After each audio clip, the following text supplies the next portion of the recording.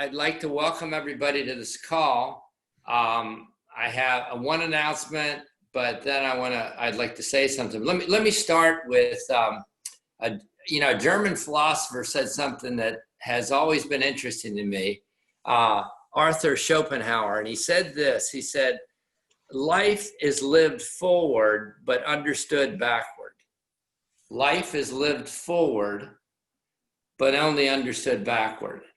And I think this moment we're in, we're all trying to figure out what we're into. And so we're going to someday maybe have a little more insight into what was going on and how this affected us and our family and our dreams and our ambitions and everything. But right now, when you're in the middle of it, you almost just have to live it and just keep going forward. But I would urge you to do something. Because this is a unique moment, it might be a good time to journal a little bit or write yourself a couple letters about what were you feeling during this time? Was it profound insecurity? Was it fear for your children? Was it fear that the world will never have a reset back to whatever you define as normal? Whatever those things are, it would be really good to capture those, because I think we, Richard Rohr, who's a lot of you know is a big favorite of mine, this Franciscan monk, he said, the only two things that really change our lives are great love and great suffering. And if some of you have been going through some suffering during this time, it's a time to pay attention and to say, what do I need to learn from this? What do I need to take away? So that's a little context. One of my favorite people in the world is Stan Smith, who Adams has jostled me out of interviewing. I've been interviewing Stan for other things, but he is one of the finest people and I have ever met in my life in every regard. And I'm just grateful for his friendship over many, many decades. In my 20s, I remember going to the US Open and hanging out with him and Agassi and all these guys. Unbelievable.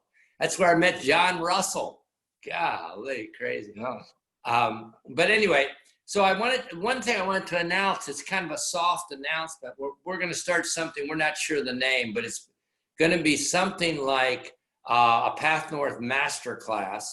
And we're going to have really interesting people like Stan, going to be limited, but, I'll give you an example. One of the master classes will be conducted by Warren Buffett's son, Peter Buffett, and it'll be entitled Growing Up Buffett, and how do you make sense of your story? And it'll be limited to 15 people, 15 members. And we're going to do that with a lot of different people, some of you here and some of other friends that we'll have that will have some really interesting things.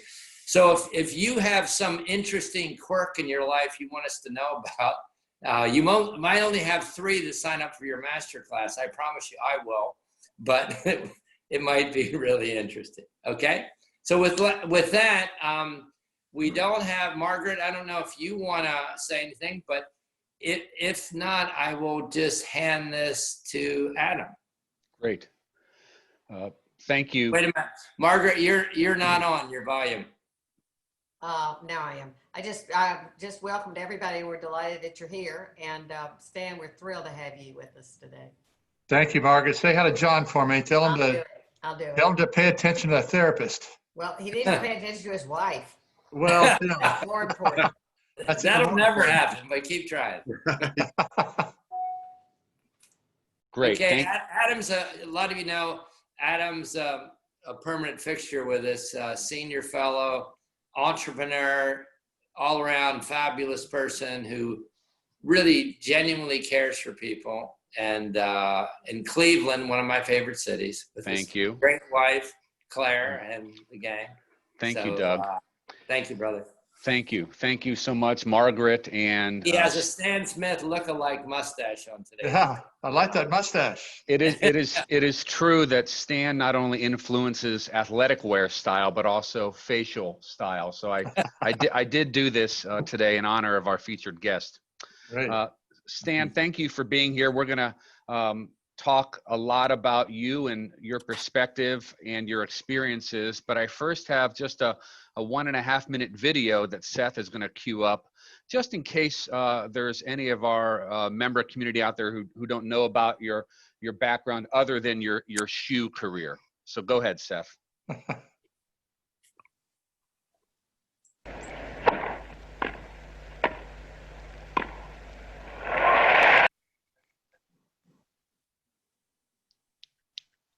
This is both Wimbledon and I think US Open highlights, 2 of his Grand Slam titles.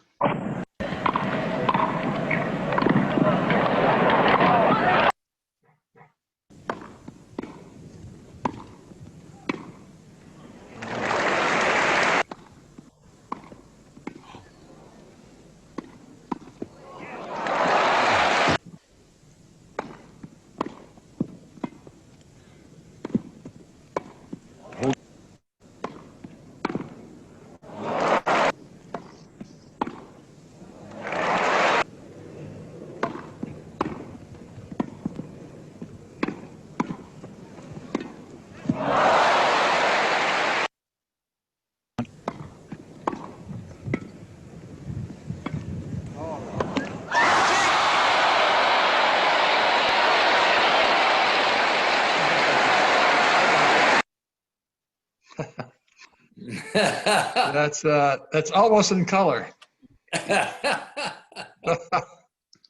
Well, Unbelievable. I'm just a huge sports fan, and we couldn't begin the conversation without celebrating some of these accomplishments. I know you wouldn't want us to do that, but you are a consummate gentleman. Every time we're around you, you have the demeanor of a diplomat and the wisdom of a scholar, and you have 13 grandchildren. You're always talking about your family. So we're so glad you're with us today, Stan. Well, it's great to be here, and it's great to see that mustache on your face. That looks good. Okay, great. Well, happy to honor you in this little way. But how have you been doing? You have a couple different businesses. You have a tennis academy. You have an events business. You're extremely involved with your family. How has this 4-month kind of curve in the road been for you? Well, as everybody else, I'm sure can say, it's been interesting. If nothing else, it's been crazy. And certainly, personally, it's actually been kind of fun. My wife and I have been here. We've been really social distancing from we now have 15 grandchildren. And so 15. we've been doing, it's called Marco Polo. I don't know if you all know that's a fairly new social media thing, but you do send videos back and forth, and you can communicate with your kids that way and your grandkids. And so it's been kind of fun in that regard, but it's been, unfortunate not to see them too much. One of the businesses I have is an academy here at Hilton Head, and actually 3.5 weeks ago, we started the academy back up again. And tennis and golf are actually 2 sports that you can actually, play in situations like this. The balls with tennis are a little bit controversial, but certainly in golf, you have to keep your own equipment, all that sort of thing. And you can do both those things. But our academy is going. We had about over 50 kids today. As a matter of fact, kids that are visiting. So many people have been cooped up so long, especially the young kids want to get out there and play. And so we've got that going on. But right now at Hilton Head, we have a golf tournament, which is a second tournament of returning back to golf. The first one was at Fort Worth, and this one is at Harbor Town, which was supposed to be held in April.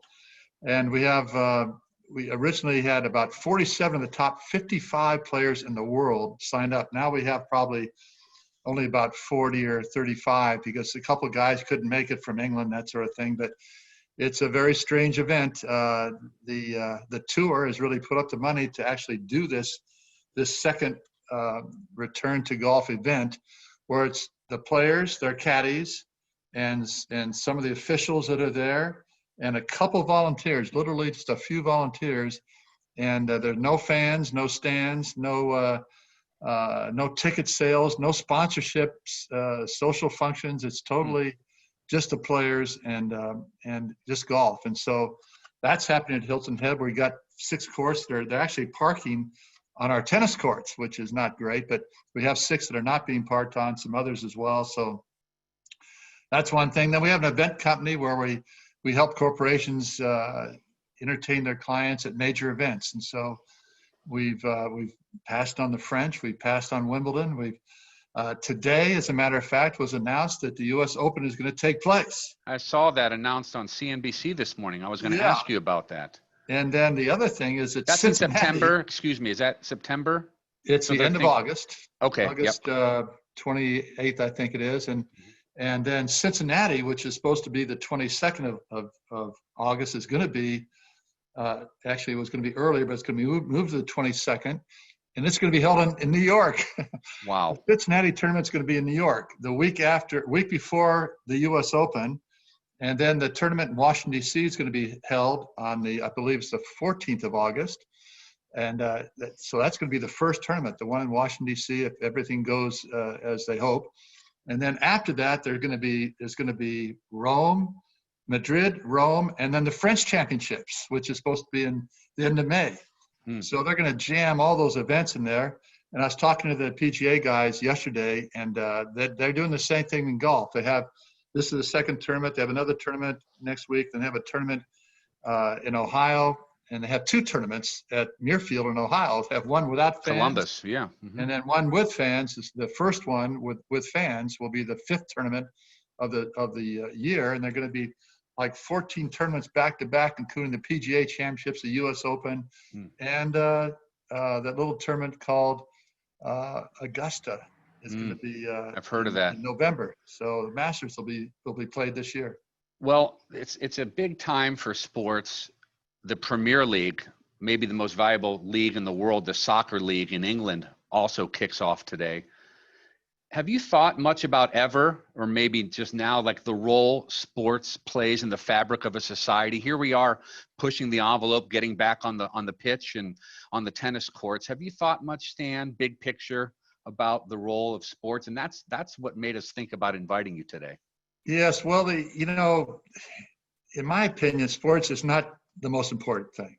Not the most important, no. But to some people, it's vitally important, and people have teams they root for, universities they have gone to and are cheering for, hoping that football is going to take place, basketball is going to take place at their universities, and then of course the NFL, the NBA, baseball season may start or may not start, but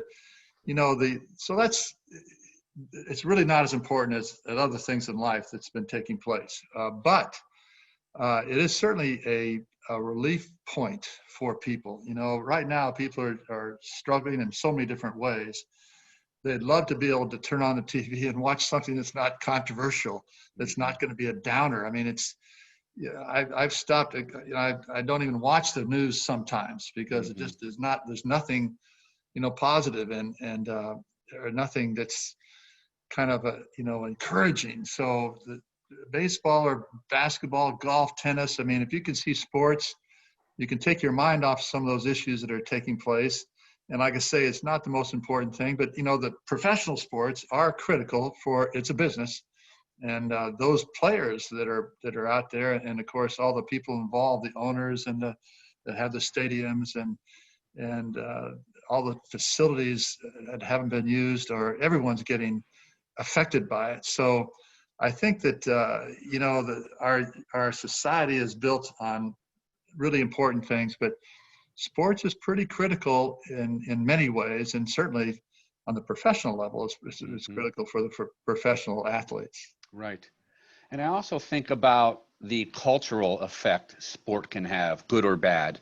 And on the good side, the kind of overlaying the racial equality subject and your longtime friendship with Arthur Ashe and others, almost like the military, sometimes we can see change happening first in sports. Well, sports in many times have led the way in with, some of the great changes in our society have maybe been initiated in sports. In baseball, I think the first black players were there. I mean, we're seeing tremendous advocacy for social injustice or social justice from what's taking place in sports, and the athletes are standing up and making a stand. And I know that I went with Arthur to Africa. We visited 6 countries in 1971, I think it was, and we went down to South Africa. Was our last country to visit, and Arthur was an advocate of social justice, and the apartheid was going on, and he had a choice. He could say, okay, we're going to boycott South Africa because of apartheid, or we're going to go down there and try to do something, try to make a change, try to impact the people there. And one of the young people that he influenced that was really a big part of my life was a fellow named Mark Mathabane. Mm-hmm. And he was a 17-year-old that I met in Johannesburg, and he got to see Arthur and but then got to see Arthur again later in Alexander, the township there. And he was a tremendous inspiration to Mark, because he's the first free Black man he'd ever seen. And so that motivated him dramatically. He wrote a book called Kaffir Boy. Very famous. Kaffir Boy in America. Mm-hmm. And then a book called Love in Black and White, which is pretty interesting because he married a white girl, very white. He was very Black, and they had 3 kids. And one of the great highlights of our lives, Margie and mine, my wife, she was in the first class of women at Princeton, but all 3 of his kids, their kids, went to Princeton. And they were, 2 of them were athletes. His name was Stanley Arthur. He was a musician, and he is a musician. And he named one of his kids after you. He's Wow. the youngest child. So What a legacy. it's happened for a number of years to see sports influence society, and particularly in some good ways. Mm-hmm.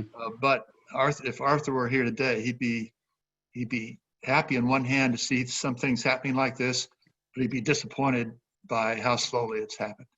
In reading a little bit, preparing for today, I love the story. You can expand on it. When you were touring with Arthur Ashe in Africa, I think you were ranked number 1 and he was maybe number 3, but everywhere he was introduced as the world's greatest tennis player, he was number 1 playing against Stan Smith. Is that how it happened?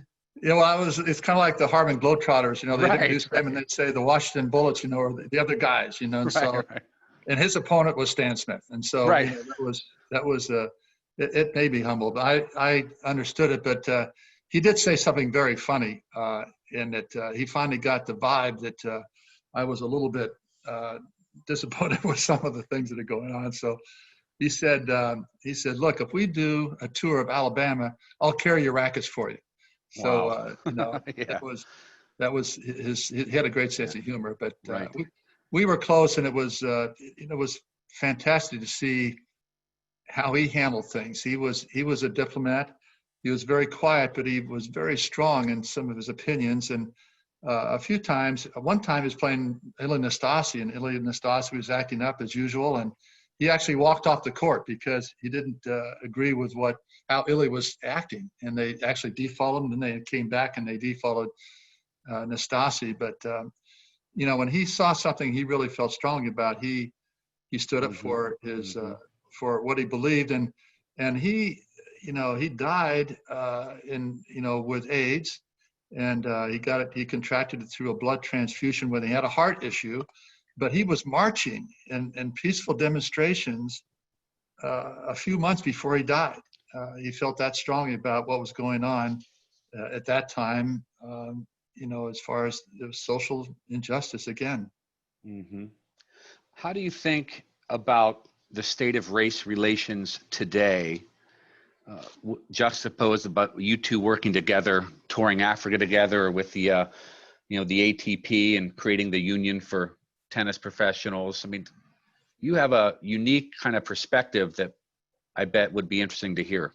Well, what it's like today and what it was like yesterday and what's going to be like tomorrow. I mean, it's amazing how quickly it's changing day to day. But certainly at the time when Arthur and I were traveling, I remember playing in Houston, and he couldn't go into the men's locker room in Houston He had to go into the junior locker room outside the men's locker room.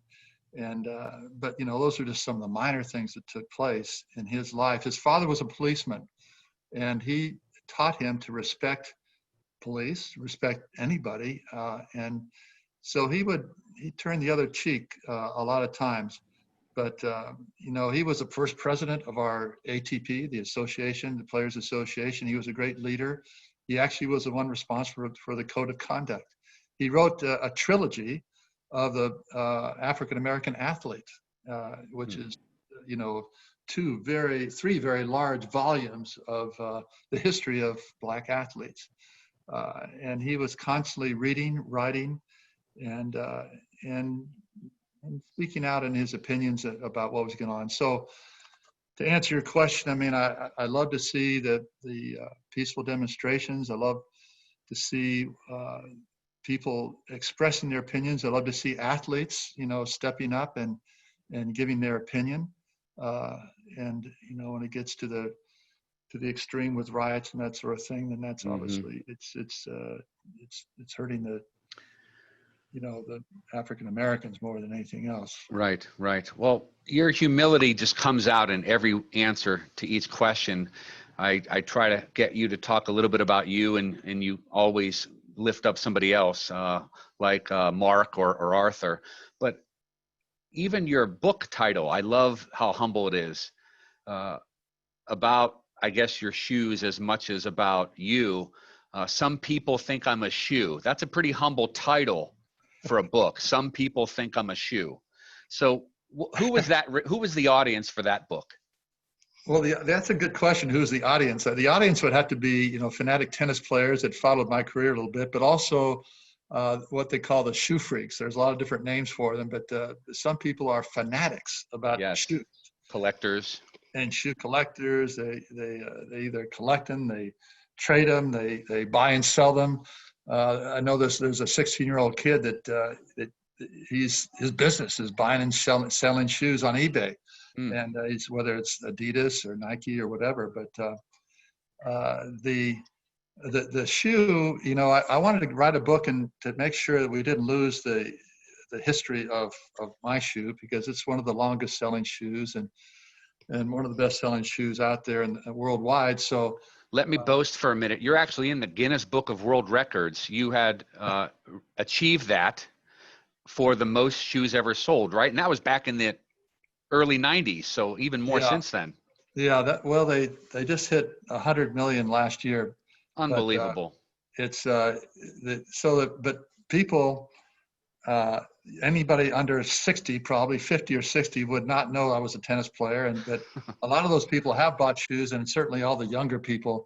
When they relaunched the shoe in 2014, they ended up, their market was 18 to 25-year-olds. And I said, that's crazy to market to those people because they'd never seen me play.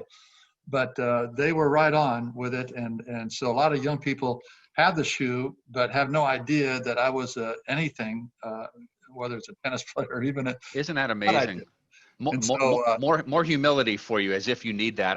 I love being in airports, and I'll see two young people wearing your shoes, and without trying to be a creep, I take a picture of their feet and I send it to you, and you're always like, keep them coming, because your face is on all of them. And I just love that. And you have the coolest stand backdrop of any of our Zoom participants. Do you have any shoes around that you want to show real quick? Well, I have a couple of shoes, that I was in Athens, and there's a guy who is his name is, he goes by B, and he does graffiti on walls all over the world. And when I was there, he did these shoes for me. So they're awesome. kind of a one of a kind. And I was in Holland, and a Dutch guy made these clogs. Those are wood? Is that wood? They're out of wood. Yeah, wow. They're wood clogs. And then this lady in New York named Anita Rojas made these out of ceramics. These are about 5 pounds each. And she actually made one pair that are 2 feet long. And I actually put those on for a photograph for my book. So that was, there are a lot of different materials, different The profile looks pretty much the same on all of my shoes, but there's different materials and different designs, and it's been fun to see what the designers have done. In fact, a lot of celebrities have done fundraisers. Well, they'll send the shoes to their celebrity friends and have them draw on them, paint on them, and design on them, and then use those for auction items to raise money for their charities. And so the white shoe is like a canvas, and you've seen people design on the shoes. What a legacy. I often ask people, if you ever think about legacy, you have this you're this living legacy right here with the shoes alone, let alone your sports career. And you're also, I believe, are you still the president of the International Tennis Hall of Fame? Yes. In fact, this year we didn't have the tournament in Newport. This is when we have the induction for the players. So Ivan Izovich and Conchita Martinez were supposed to be inducted this year. They're going to be inducted next year in Newport in July after Wimbledon. But the Hall of Fame really is trying to celebrate the history of the sport and all the great players. We have 254 members of the International Tennis Hall of Fame, and they're now arguably all the great players of all time are in the museum and in the Hall of Fame. And the museum is a great. I've been there. It's gorgeous. Yeah, I love that. It even has a mini lawn court, right? Yeah, it's got grass courts and and some hard courts as well. And so it was actually the location of the first U.S. Open was played there in 1881. Well, I know there are some questions that our participants have. I'm going to call on Gil, who wouldn't tell you this, but he's an avid tennis player, still plays every day in his various homes. But Gil Kemp, do you have a question for Stan Smith?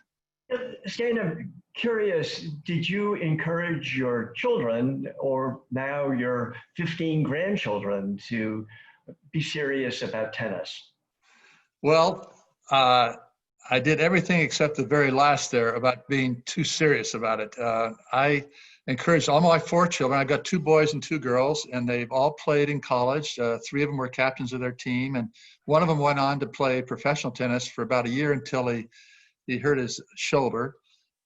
He tore his labrum in his shoulder and ended up stopping. But he's now the coach at Duke University. As a matter of fact, he's been the head coach at Duke University for 10 years. And so he's been more involved. Yeah, sorry about Doug's that. Doug's a Carolina man. But, just because of Doug, I have another daughter that went to UNC. So we have a little bit of a conflict in our family, which is irreconcilable, I think. I have another question from Robert Bove. Bob Bove is a Cleveland member. Bob, do you want to ask your question? Yes, thank you, Stan. This is awesome. As a matter of fact, I just ordered a pair of your shoes on Amazon Prime as you were talking. Oh, good. What kind? Which ones? The original ones. The original ones. Okay. Yeah. So I'm curious as to what is your weekly workout schedule?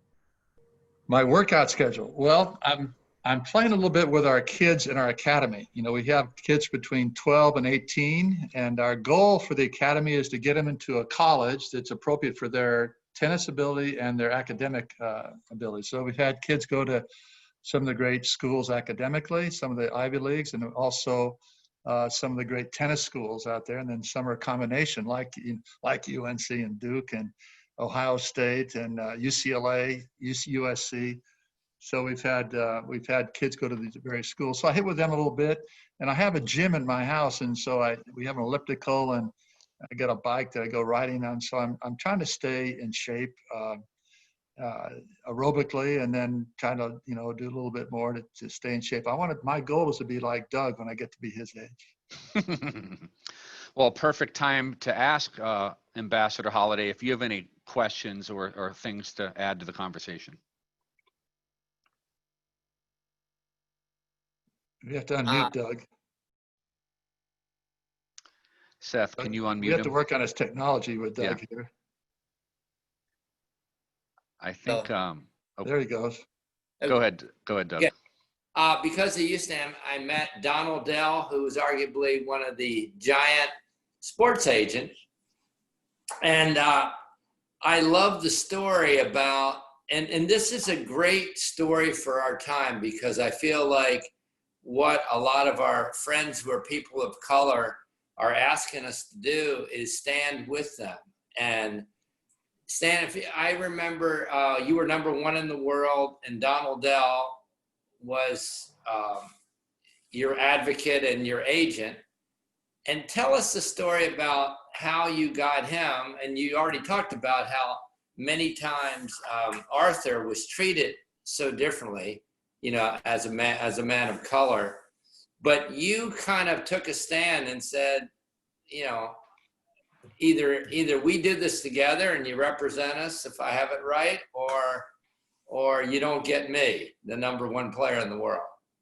Is that a fair? Actually, Arthur Ashe and I were the first clients of Donald Dell. And so he had been the Davis Cup captain in 1968 and 69. And then he started this agency group in 70. And so Arthur and I were his first clients. And one of the things we did, and Donald was involved in this quite a bit, is we actually boycotted Wimbledon in 1973.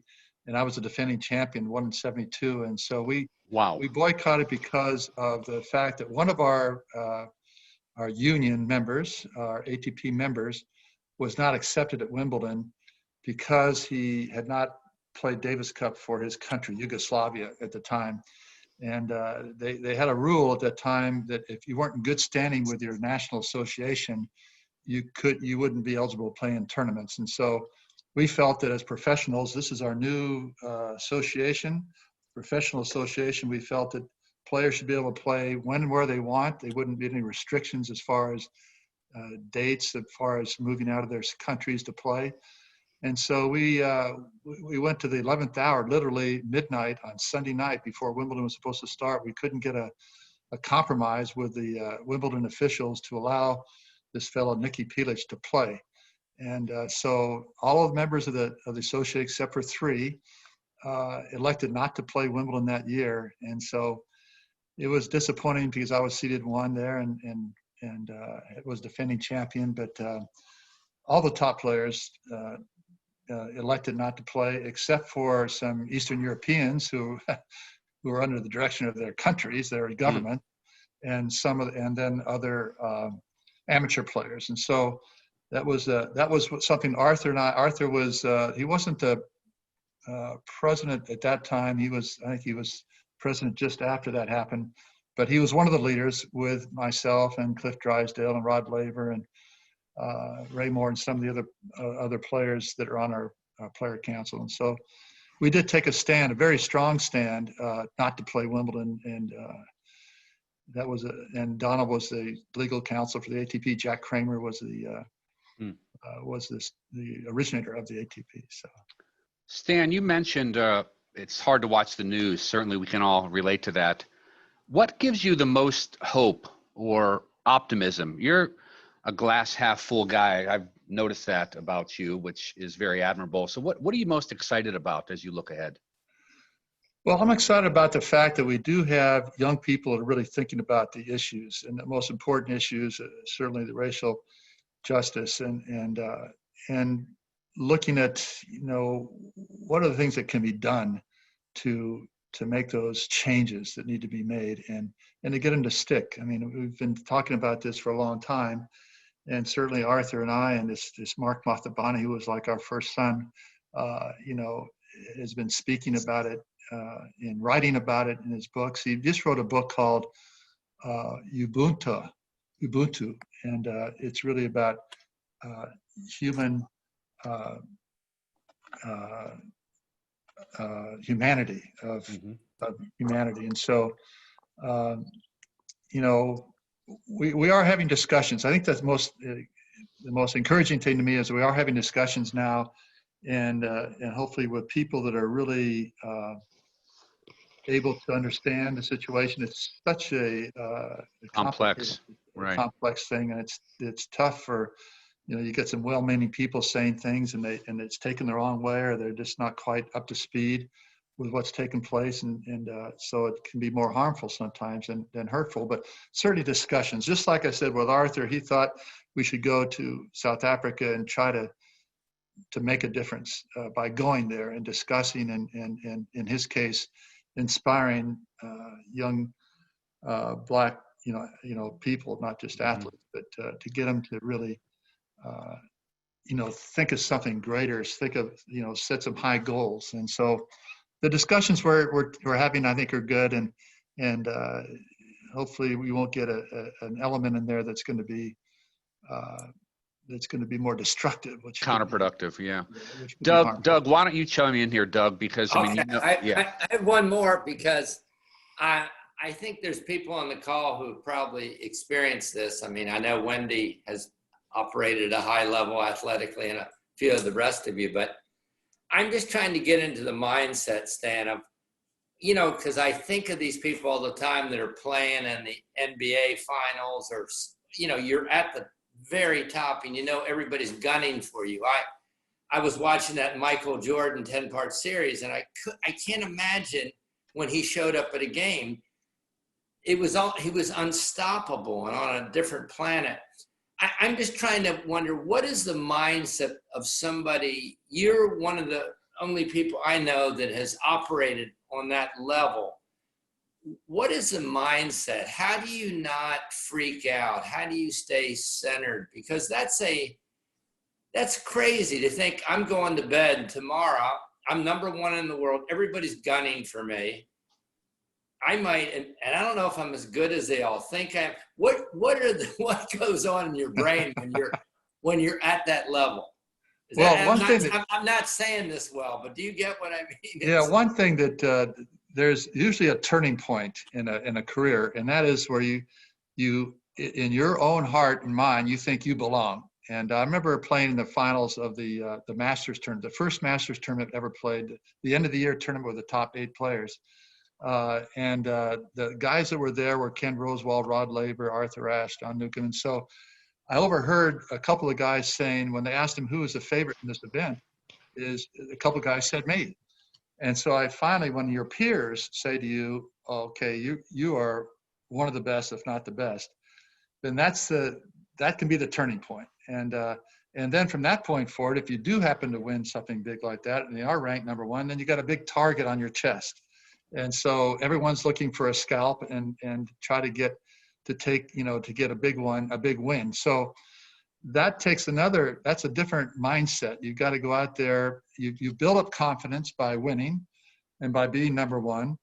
And then you got to keep working harder, I think, to stay there. And knowing that everyone's going to bring their best at you. And so you got to go out there and say, okay, I'm going to have to play even better than I have before to stay in that position. And did you get better, Stan, once you were ranked number 1?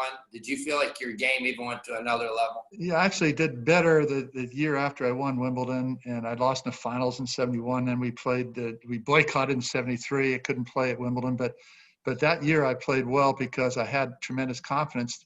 One of my mistakes was that people wanted you to play the tournaments. They wanted the top players to play the tournaments, and so I didn't say no to tournaments. I played too much. I got hurt a little bit, and then you start to lose a little bit of your game if you're hurt, and then when you come back, you're not quite as confident as you were, and so a lot of it revolves on confidence. But confidence is derived from successful repetition and winning tournaments as well. But when you go out and hit a forehand, you hit the forehand 1 million times, you hit it cross court into a certain area, and you get into the match, you can do it. And that confidence is what's going to take you through. And also loving the process of trying to fulfill your goals. You're not going to fulfill all your goals mostly, but the process of trying to get there, if you don't enjoy that, then you're not going to be able to get as much out of your game. And so, you got to get to the point where you are, successful, and then you got to kind of work even harder and be careful about how you go about your schedule to stay at that role. Disciplined, yeah. If I might, I'd love to call on our member in Florida, Amy McGowan. I like her question, Stan. All of us heard you say how you boycotted when you were number one as defending champion. I mean, it took a lot of courage to take a stand. Amy, do you want to pose your question or comment?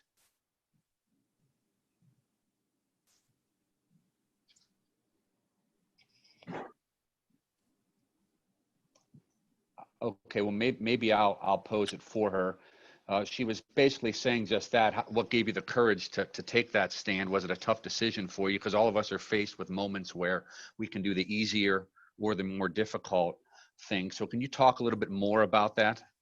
Well, we were trying to get the players to get together. This was the first union of players, the first players association.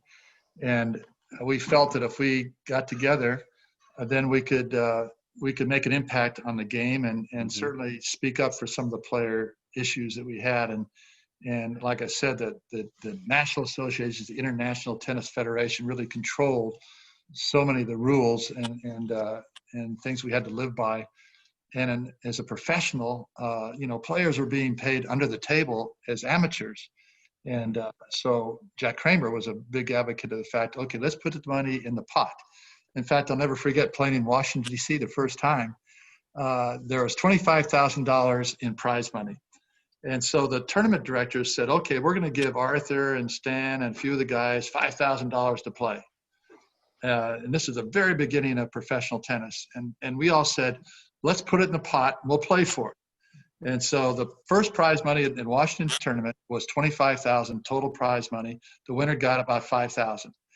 So you could get $5,000 if you won the tournament, but you had to win the tournament. But what that did is it gave us an opportunity for all the players to compete for that. And if you played well and you won, then you get compensated. If you didn't, then you wouldn't. And that's where our professional game, we wanted it to go. And so we felt if we band together, we could get more sponsorship out there. We could get more TV interest. And it's an international sport, so you could play all around the world and people would get to see the top players play. Well, there's lessons for all of us in that and taking those tough stands to make change more likely. I have another question here for you. For newer parents, we have some younger members. So do you want to ask your question, Brent? Oh, sure. Hi, Stan. Nice to meet you. Hey, Just a quick small world connection. My wife and we have an 18-month-old and another one on the way due in October are down in Wrightsville Beach, North Carolina, rebased from New York City. And our one set of friends from New York City that happen to be here are Austin and Bryn. So what a small world connection. And they're doing October as well. They are. We're 3 or 4 days apart. So looks like they're going to have it in New York and we're going to have ours here in North Carolina. So 2 new boys on the way. Oh, good. But good. My question for you is as a high performing, high achiever, and I've got a glimpse of this, but for more insight, what advice do you have, for new parents? How do we be good parents while also, having high aspirations? How do we, parent well? And particularly in light of how the world is changing in a positive way, how do we, what advice do you have to think about that? Well, that's a great question. And, so many parents, young parents, don't have much experience, obviously, and don't get much advice. But to me, the thing that I really emphasize with our kids is to support them in all they did.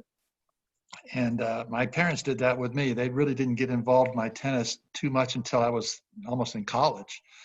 And so they supported me. I was playing the piano. I was in the choir. I played football, basketball, baseball, track and field, and they encouraged me to read. And so as a parent, you want to love them unconditionally, no matter what they do and how they do. And actually, Wayne Bryan, who's the father of Bobby Bryan and Mike Bryan, who are arguably the best doubles players that ever played the game. They certainly have the best record, but he's written a book about how to be successful in life.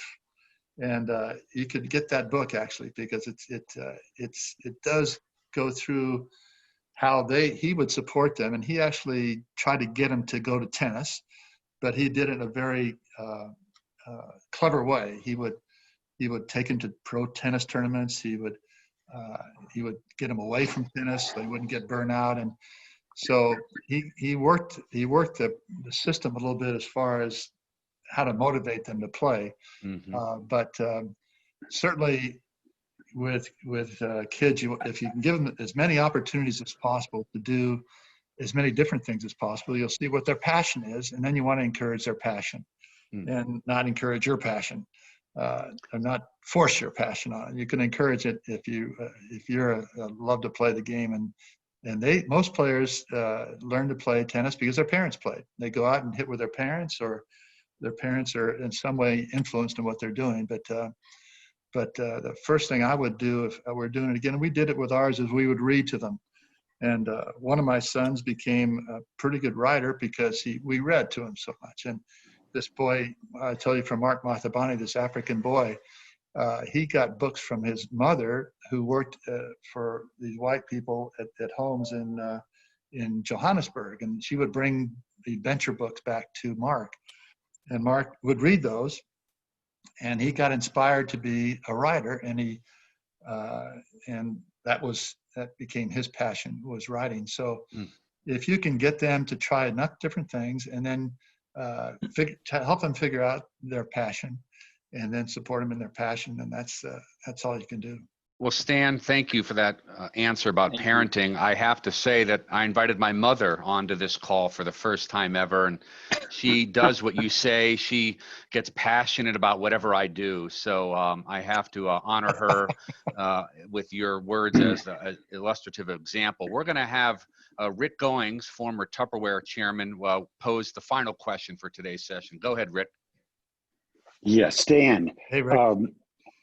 Hi, good to see you again. And Stan, I've had a buddy, Ian Todd, who for years was McCormick's #2 at IMG. And we've had this conversation over and over again about professional sports and this windfall effect that, and I really want to get your view on this, that, typically more than half of lottery winners are broke within 5 years, but so many professional athletes, and you find it more in football, American football, and basketball than I would think you'd find it in tennis.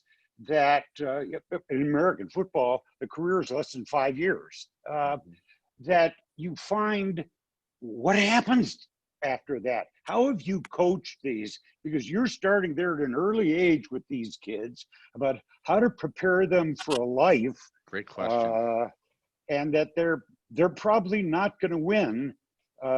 You're not going to tell them that a Grand Slam, but to prepare them for life, because usually they fall off a cliff.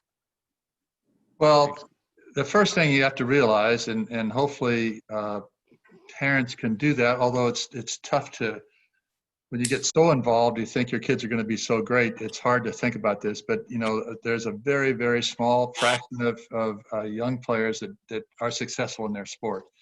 And so to me, with our young people, that they need to have something more than just sports. And that's where my faith in Christ has been a big part of my life, that really has helped me along the way when things haven't gone well. And they always haven't gone well. I mean, I had some tough times with some injuries and losses that weren't so much fun. But I had a great balance. It's something that really was the foundation for my life. And so no matter what happened on the tennis court or in business or whatever I'm doing, I know that God's really has a plan for my life, and that He's been leading the way. And I just have to, have faith that path's going to be straight as long as I keep my faith. And so that really is, I've seen so many tennis players and other athletes, as you mentioned, that have fallen off the cliff. Once they can't do what they have been so good at, and they've been promoted by everybody in the world. They say, you're the greatest tennis player, you're the greatest basketball player, you're the greatest football player. Then all of a sudden you can't do that anymore. If you don't have anything to fall back on, then you could be lost. And that's happened to many athletes, and certainly it's tennis players as well as others. Well, you've really enriched us today, Stan. Thank you Really. for all of these insights. We're getting thumbs up from Secretary Dalton. Doug, do you want to wrap things up here like only you can do? Wow. No, John, keep that foot up. Keep that foot up, John. Don't put it down. Keep it up. Okay. Yeah, John wants to play tennis again. Yeah. So, it's good. Stan, what I appreciate about you really know how to be a friend, and you've demonstrated that to me for decades and decades, and I really appreciate that, and appreciate so much how grounded you are. Stan's been with us on many of our international trips, and he's jumped in, he and Margie, with the craziness of what we do and the deep conversations and thought time. So I really appreciate that. And the other thing I'd say, one of the greatest things we can give to each other is the gift of other friends. And Stan, you've shared great friends with me. My life's been rich. You introduced me to Danny Meyer, and he's become a good friend, and so many others. And I really appreciate that so many of us kind of hold people to ourselves, and you just give them away. And the more you give them away, the more they respect and love you. So just thanks for sharing this time, and it means a lot, really. Well, feelings mutual, Doug, and I appreciate all you've done. It's been great to see PathNorth hopefully make an impression upon people all over the world. Thank you, brother. Well, we had some great experiences doing that. So thank you. Oh, Margaret has a confession. It is sort of a confession, actually. I remember one of our trips, it was either one of the Wimbledon trips or the French, and at the French, and at dinner, it was either a raffle or a drawing or prizes given out or something, and you had a tiny little pair of tiny baby shoes. And I really wanted Dan Smith Adidas, yeah. And we had a brand new, one of our grandchildren was just born, and I wanted those so badly, and a number of people wanted them badly for some other reasons. And miraculously, my name came out of the bowl, and I was thrilled, and I still am, and I don't know whose name was on that sheet that got really pulled out, but my name got there, and I thank you. Well, normally when we do those things, I look at the person I really like the most, and I get the prize to them no matter what. Well, thank you. The person begging the most, probably. But I thought it was hilarious when we did the U.S. Open with you that one time. Everybody, we're there meeting all these famous tennis players with you, and we had a drawing on one of those, and of all people to win it, it was Jim Seneff, who doesn't even know how to score. And he had just written down numbers, and he won. The numbers were right. I don't know how he did it, but he won the tennis racket. Crazy. Some guys are luckier than others, that's for sure. Yeah. Okay, with that, Seth, do you want to tell us anything that's coming up? And we'll keep you posted on this masterclass idea that's going to be unveiled soon. We will Dan, indeed. thank you. So next Wednesday, June 24th, 1 p.m., our weekly community call with Robert Hall, who author, consultant, and speaker on the strategic impact of relationships. Then that's it. I realize I said you all, it says Wednesday, but Thursday, June 25th at 6 p.m., we'll have our PathNorth Creativity Weekend reunion cocktail hour, which was rescheduled, and you all should receive an invitation for that tomorrow.